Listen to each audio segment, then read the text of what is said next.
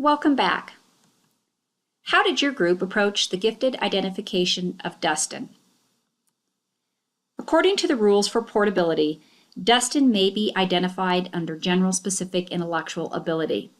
However, in order to add mathematics in the area of specific academic aptitude, Dustin would need one more additional piece of data to be included in his body of evidence, because KOI is not a qualifying piece of evidence. Now, this other data might be a test of mathematical abilities for gifted students, referred to as the TOMAGs.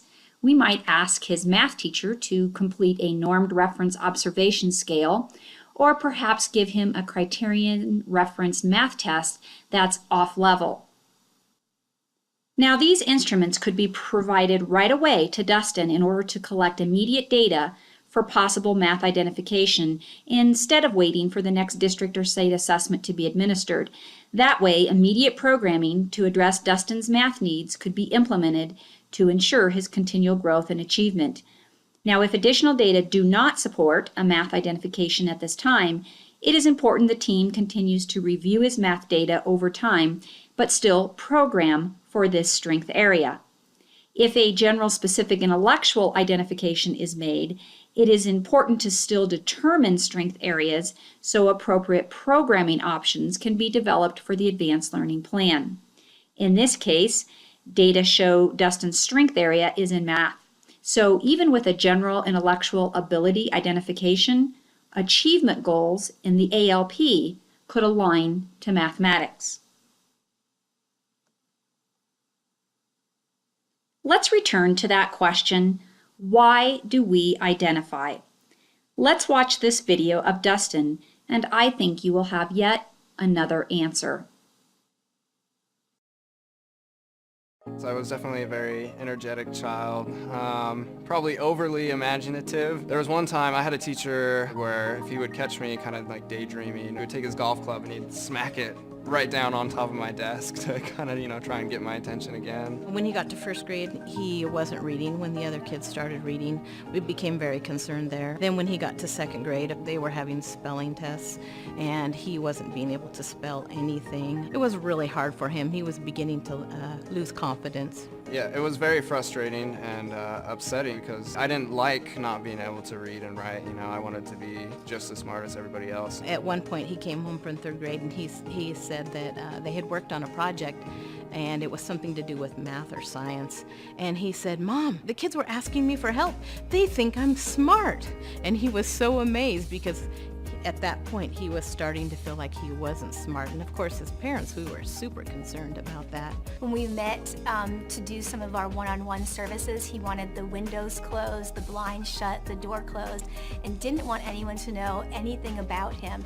Dyslexia can be a very hidden disability, and he wanted to hide it.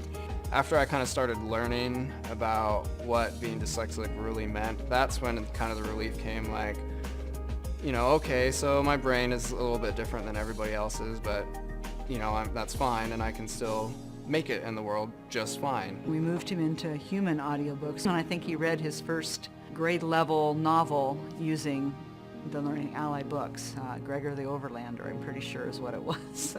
But he was able to access books his friends were reading for the first time. Listening to a book with a human voice definitely makes the details pop, but also at the same time you get the overall picture, and it really just makes the books come to life. To watch Dustin blossom was amazing. To him, I read means he used Learning Ally. In middle school, he joined a book club, which, his father and I looked at each other, oh my gosh, he's in book club. When I was a freshman, I never really sat down like, I want to be valedictorian. As graduation drew closer, it was like, wow, I have a really good GPA, I could probably be valedictorian, and that's kind of where the goal came from. Coming to college at Oregon Tech, I knew I wanted to basically specialize in something that included my strengths. So, the math and science, those fields definitely. To a child who's dyslexic, a young child, I would definitely tell them, you will see things and you will think things that other people don't.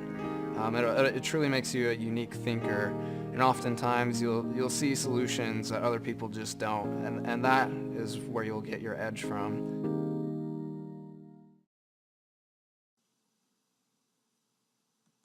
I think you will agree Dustin provides us with an excellent example as to why we identify.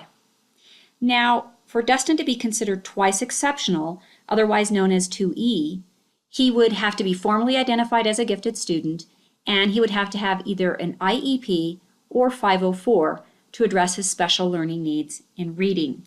At this time, he only has a READ plan, so he would not be considered 2E. Now, if additional testing demonstrate a need to provide Dustin with an IEP or 504, then the 2E designation would be given to Dustin.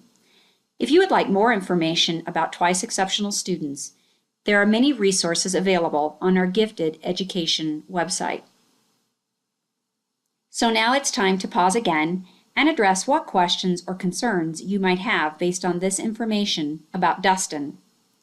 After your discussion, this will conclude the scenario for Dustin, and you will be ready for your final scenario for Justin.